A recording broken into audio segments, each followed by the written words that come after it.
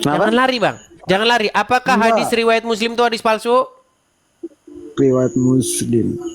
Saya bacakan ya. Nah, lanjut. Hadis riwayat Muslim kok tidak sahih? Gimana sih? Hadis riwayat Muslim kok tidak sahih? Bukan cuma satu, Udah, ada baca, banyak baca. nih. Saya bacakan. Saya bacakan, perhatikan.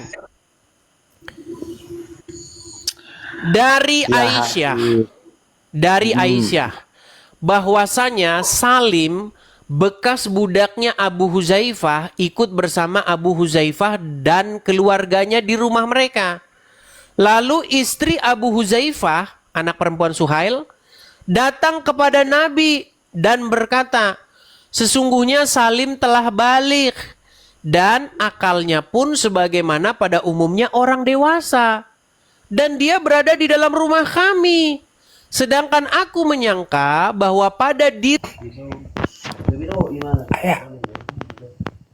Belum bro, pakai baju palsu nih bro. Saya tanya dulu bang, Anda Muslim? Alhamdulillah saya Muslim. Sudah menyimak dari tadi bang? Alehoma bah. Baru. Oh baru datang. Baik. Katanya Nabi. Baik. Bagaimana? Apakah Anda ada niat untuk meninggalkan Muhammad dan datang kepada Yesus? Oh iya kah? Basah. Wah, masa mau ditelan bulat-bulat bang, jelasin lah. Kenapa harus Jelaskan. ada? Baik, kita jelaskan ya. Kita jelaskan. Saya mau tanya dulu nih bang sama Anda. Mana yang lebih pantas untuk diikuti? Seorang yang berdosa atau seorang yang tidak berdosa? Yang tidak berdosa dong. Yang tidak berdosa. Apakah Muhammad seorang yang berdosa? Kalau memang dia berdosa, mana dosanya? Dosa apa yang dia pernah buat?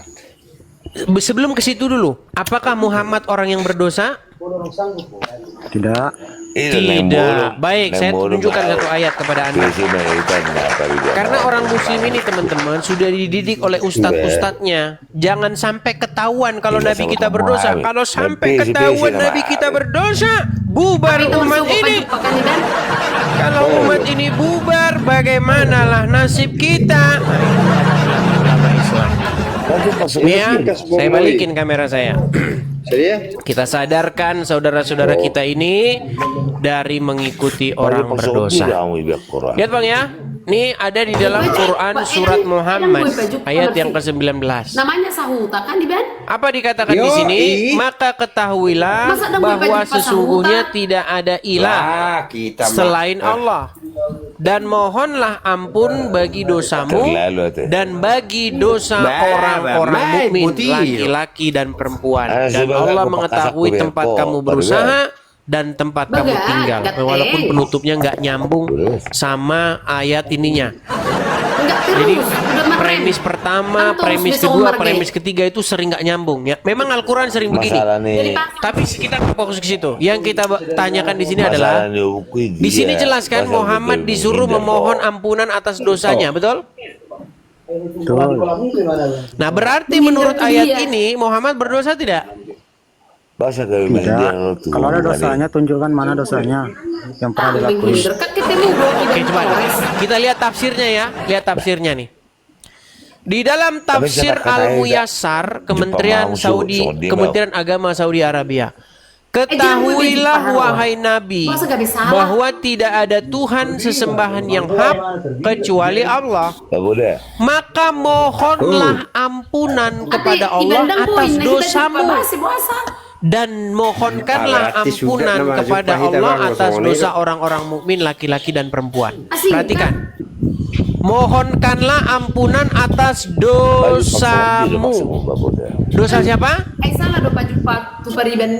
Muhammad. Berarti Muhammad ada dosa? Ini dosa apa dulu? Mana dosanya yang pernah itu? Berarti Muhammad ada dosa atau tidak, Bang Karim? Iya, dia itu dikatakan di situ dosamu. Apakah dia melakukan dosa? Ya, belum tentu kan. Lah kalau tidak melakukan dosa ngapain disuruh mohon ampun atas dosamu? Ini bagaimana pola pikir orang Islam? Allah. Makanya kepala jangan dibentur-benturin ke ubin, Ini loh, mohonlah ampunan kepada Allah atas dosamu. Berarti Muhammad ada dosa, betul?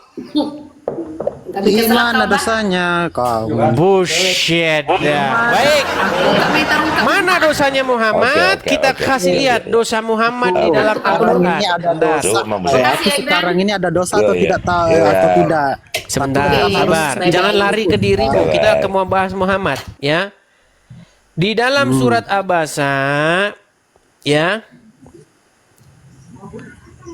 Nih, kita kasih tunjuk ya dosa Muhammad di dalam Al-Quran. Perhatikan. Ini surat Abasa ayat yang pertama. Abasa wa tawalla, ya. Dia Muhammad bermuka masam dan berpaling karena telah datang seorang buta kepadanya. Tahukah kamu barangkali ia ingin membersihkan dirinya dari dosanya, atau dia ingin mendapatkan pengajaran lalu pengajaran itu memberi manfaat kepadanya? Adapun orang yang merasa dirinya serba cukup, siapa ini? Orang-orang kaya, pembesar-pembesar Quraisy. Ya? Siapa itu orang-orang yang merasa dirinya serba cukup? Adapun orang-orang yang merasa dirinya serba cukup itu adalah para pembesar-pembesar Quraisy, orang-orang berduit. Adapun orang-orang yang merasa dirinya serba cukup, maka kamu melayani. Nah, menurut ayat Al-Quran, salah satu dosa Muhammad adalah dia ini mata duitan. Iya, karena kalau ada orang buta, tidak punya duit, datang kepada Muhammad, muka Muhammad masam. Ini loh, dia masam mukanya, saudara-saudara, lihat nih. Nih, Muhammad dikatakan, dia Muhammad bermuka masam. Emang bermuka masam udah dosa? Duh. Baik, saya balikan dulu kamera saya. Saya balikan dulu kamera saya ya. Balik dulu kamera saya. Baik. Berut aja kok berdosa. Loh, gimana? Dengarkan. Ketika ada seorang ulama, lalu datanglah orang miskin kepadanya untuk mendapatkan pengajaran. Lalu wajah ulama itu muram, masem, sepet, dan dia membalingkan mukanya. Dia tidak memberikan pengajaran kepada orang miskin tersebut, orang buta tersebut. Tapi kalau ada pembesar-pembesar Quraisy di sini, kamu jangan lihat di muka masamnya saja. Kalau kamu hanya melihat di muka masam saja, berarti pikiranmu sempit. Tahu nggak kamu di balik itu apa? Ada sifat-sifat rakus, ada sifat-sifat hamba uang di situ. Makanya kalau ada seorang ulama maupun seorang pendeta, kalau dia berwajah masam kepada jamaatnya yang miskin, jangan cuman muka masamnya itu, ada sesuatu yang besar, yang lebih dahsyat, yang sangat-sangat di situ tidak baik. Apa? Berarti dia telah menjadi hamba uang. Berarti dia itu adalah pengikut iblis. Karena apa? Karena dia lebih mementingkan uang daripada keselamatan seseorang. Tunjukkan di situ ada kata dosa di situ. Dosa. Nabi Muhammad pernah melakukan dosa. Jika masam dibilang berdosa. Mau saya tunjukkan dosa-dosa yang lain? Silahkan. Oke, baik. Nah. Anda tahu tidak bahwa pernah ada seorang, gini, saya tanya dulu, Anda punya istri? Belum, aku belum nikah. Belum nikah. Nih, saya kasih umpama saja. Kalau ada seorang suami, dia memiliki istri. Lalu di dalam rumah itu ada pria lain. Nah. Lalu laki-lakinya itu cemburu, suaminya perempuan itu cemburu. Cemburu dia. Menurut Muhammad, bagaimana cara supaya suami dari perempuan ini tidak cemburu? Supaya tidak cemburu, maka istrinya harus menyusui laki-laki lain tersebut. Menurut Anda, sebentar, tenang. Menurut Anda, orang yang menyuruh melakukan seperti itu berdosa atau tidak? Sekalian ayatnya aja lah. Mana? Kita tunjuk ayatnya ya. Baik, kita sadarkan saudara-saudara kita ini teman-teman dari mengikuti Muhammad ya. Semoga orang-orang yang berpikir akan merubah hatinya dan membuka hatinya kepada kebenaran ya. Saya akan tunjukkan kepada Anda ya. Nih hadis tentang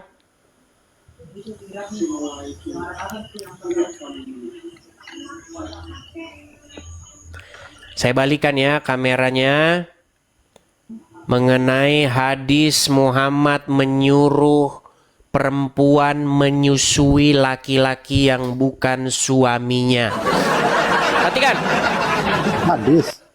Wah, Hadis. Anda tidak percaya lagi dengan hadis?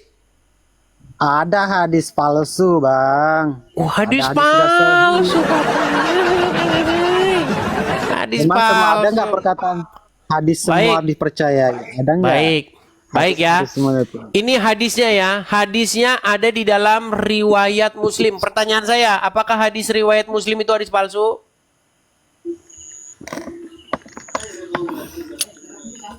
Kenapa? Jangan lari, Bang. Jangan lari. Apakah Enggak. hadis riwayat Muslim itu hadis palsu? Riwayat Muslim.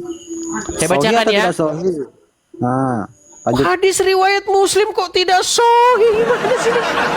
Hadis riwayat Muslim kok tidak sahih? Bukan cuma satu, Udah, ada baca, banyak udah, nih. baca. Saya bacakan. Perhatikan.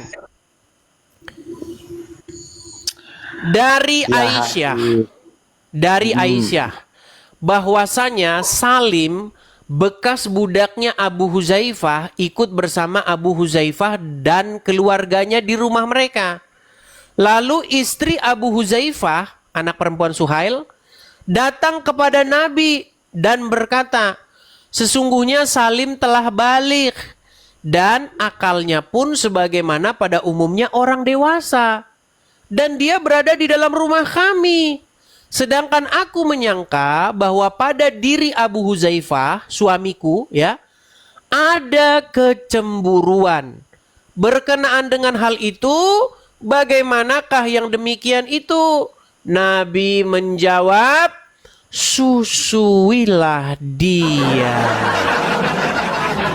Disuruh menyusui, maka kamu menjadi haram kepadanya dan hilanglah sesuatu pada diri Abu Huzaifah suamimu. Lalu sahlah pulang. Kemudian dia berkata, sungguh aku telah menyusuinya, maka hilanglah sesuatu pada diri Abu Huzaifah suamiku. Ini ajaran menyusui pria lain. Masih kurang hadisnya. Tambah lagi. Dari Zainab binti Ummu Salamah, ia berkata, Ummu Salamah berkata kepada Aisyah, sesungguhnya ada seorang yang sudah balik keluar masuk rumahmu, yang aku sendiri tidak menyukai ia masuk rumahku. Lalu Aisyah menjawab, tidakkah pada diri Rasulullah ada suri tauladan yang baik bagimu? Dan Aisyah berkata lagi, sesungguhnya istri Abu Huzaifah pernah berkata, ya Rasulullah, sesungguhnya Salim keluar masuk rumahku, sedang ia kini telah dewasa. Sedangkan pada diri Abu Huzaifah ada sesuatu terhadapnya. Yang demikian itu bagaimana? Kemudian Rasulullah bersabda, susuilah dia sehingga ia boleh keluar masuk rumah. Itu apa ini? Perkataan siapa? Kok perkataan siapa ini? Jelas-jelas hadisnya gimana? Perkataan siapa? Iya, yang nulis siapa? Oke, sebelum kita tenang. Sebelum kita ke masalah yang nulis siapa, nanti bahasan kita panjang lebar lagi. Saya sudah pernah bilang begini. Jika seorang muslim mempelajari hadis, maka sebentar lagi dia akan panggil tukang loak.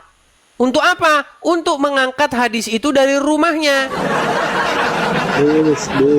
Hadis itu kan perkataan orang biasa. Orang biasa tidak luput dari kesalahan. Iya, makanya saya bilang hadis-hadis seperti itu sebentar lagi akan diangkut oleh tukang loak. Betul? Asumsi apa itu? Asumsi lagi sih. Berarti kamu memalsukan hadis-hadis itu, betul? Tidak. Nggak dipalsukan, tapi diterima. Gimana sih? Udah, intinya begini. Saya mau sampaikan kepada kamu begini. Saya tidak capek-capeknya nih memberitakan kebenaran kepada kalian. Intinya, Bang, kalau Anda membuka hati dan pikiranmu, seperti pertanyaan saya yang nomor 1. Mana yang lebih pantas diikuti? Orang berdosa atau orang yang tidak berdosa? Anda sudah jawab orang yang tidak berdosa. Nah, sekarang Muhammad sudah jelas digambarkan sebagai orang yang berdosa. Apakah Anda masih mau mengikuti Muhammad? Masih lah. Sungguh nekat yangnya. Oke, kalau begitu coba. Tenang. Saya bacakan dulu ayat ini. Dan mereka itu adalah orang-orang yang nekat lagi nyata. Yang sekalipun engkau memberitakan kebenaran kepadanya, mereka akan mengingkarinya. Dan tiadalah mereka itu, melainkan tempat mereka itu adalah neraka jahanam. Nah, gimana? Gereja pun nggak tahu apa kedatangan. Intinya begini ya, Ahmad Karim, saya mau memberitahukan kepada kamu tentang kebenaran. Yaitu Yesus. Makanya ini saya mau tanya kebenarannya Yesus. Silakan. Yesus tidak diikuti sebagai apa dulu? Kita harus menjadikan Yesus sebagai suri tauladan, pemimpin junjungan kita. Supaya apa? Supaya iya, kenapa Anda tidak mau? Kalau begitu Anda tidak mau. Anda lebih senang ngikutin Muhammad karena apa? Karena nanti gampang. Yang penting ucap syahadat. Lagi baik diikuti dua-dua boleh toh? Gimana? Boleh kan? Diikuti dua-duanya boleh kan? Tidak mungkin mengikuti dua-duanya. Karena apa? Karena ajaran Tuhan Yesus dengan ajaran Muhammad itu bertolak belakang. Diikuti sebagai pemimpin, bukan sebagai Tuhan, kan? Betul? Makanya kalau kita bahas ini lagi, mengikuti sebagai Tuhan, mengikuti sebagai pemimpin. Anda ini termasuk orang-orang yang tidak pernah menonton channel saya. Sebentar, saya kutip nih, saya kutip. Kalau ada seseorang yang mengikuti taat, patuh, tunduk kepada hawa nafsunya, menurut Al-Quran, maka dia mengikuti hawa nafsu itu sebagai Tuhannya atau tidak? Tidaklah. Baik, saya tunjukkan ayatnya. Anda tidak mengerti maksudnya Tuhan itu apa. Nih, saya tunjukkan Quran surat Al-Jathiyah ayat 23. Kalau Anda mengikuti sesuatu, taat, patuh, dikuasai oleh dia, itu artinya Anda ikuti dia sebagai Tuhan. Gimana Anda ini? Nih, sebentar, saya balikin.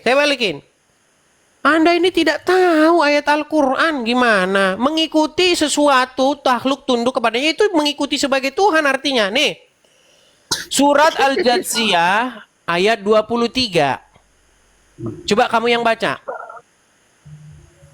Bacalah, aku kurang fasih membaca ini.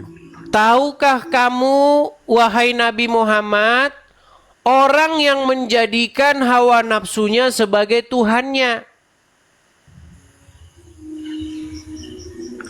Makanya tidak diikuti nafsunya. Ya, artinya kalau mengikuti hawa nafsunya berarti mengikuti hawa nafsunya sebagai Tuhan, betul? Nah, iya. Kalian pun umat muslim mengikuti Muhammad sebagai Tuhan kalian. Makanya jangan ikuti dia, jangan jadikan Muhammad sebagai Tuhanmu. Yang harus dijadikan Tuhanmu itu adalah Yesus. Oh. Ya sudah, sekarang gini saja. Intinya, kamu membuat dirimu mengikuti, taat, patuh, tunduk kepada Muhammad sehingga kamu sebagai nabi. Ya, sebagai nabi. Itu Bukan menurut Quran Tuhan. sebagai Tuhanmu karena kamu telah memperlakukan dia seperti hawa nafsumu. Bukan itu pakai nafsu. Ya udah belajar lagi sana, nanti lagi ya. Selamat malam. Ya, selamat. Makasih deh, makasih. Sama-sama. Semoga kamu tercerahkan suatu saat besok. Hai teman-teman, jumpa lagi dengan Jagur Channel. Saya sangat menghargai bagaimana diskusi agama ini dijalankan dengan cara yang santun dan penuh rasa hormat. Di tengah dunia yang seringkali dipenuhi perdebatan sengit, melihat orang-orang mampu berdialog tanpa saling menjatuhkan adalah hal yang sangat membangun. Ini menunjukkan bahwa perbedaan pandangan dalam hal keyakinan tidak harus menjadi sumber konflik, melainkan dapat menjadi saran untuk saling memahami dan memperluas wawasan. Sikap saling menghargai dalam diskusi seperti ini mencerminkan inti ajaran agama itu sendiri, yaitu kedamaian, kasih sayang, dan toleransi. Semoga diskusi seperti ini dapat terus dilakukan dan menjadi inspirasi bagi masyarakat luas bahwa keharmonisan dapat terwujud ketika kita mengutamakan etika dan rasa kemanusiaan di atas perbedaan. Jangan lupa subscribe, like, komen Jagur Channel agar bisa membuat video ataupun mempost video-video selanjutnya. Disclaimer, ini hanyalah diskusi, bukan ajang mencari pemenang atau juara. Jadilah penonton yang baik dan bijak.